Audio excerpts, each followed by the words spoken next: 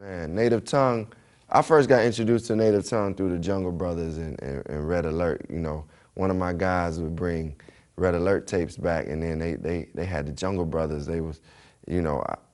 the Jungle Brothers and actually De La Soul, Plug Tuning. But, you know, that was Native Tongue introduction to me. And then I got to hear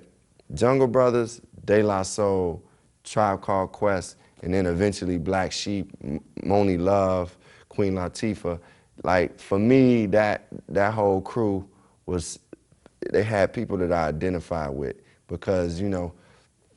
I don't feel like any of those, you know, from what I can see, none of those kids came from like a super high economical background, but they found their identity and a uniqueness about them, even coming from the hood, coming from whether it was ghetto or middle class, inner city, wherever they came from, Queens, Long Island, you know, they brought something that where you could be around even the most hood dudes and be like, man, I'm rocking my, you know, like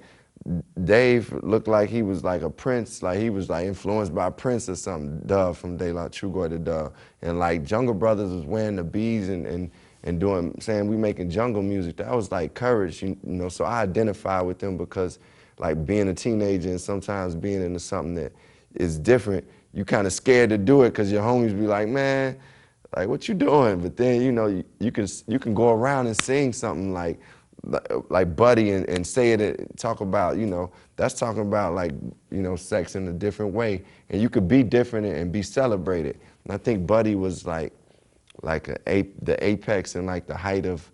Native Tongue in a way that you did get to see all that talent together and them having fun. And I really think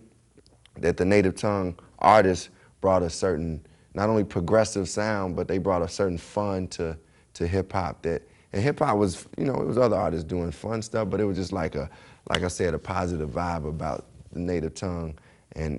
each act that existed in that, and it still was just fresh.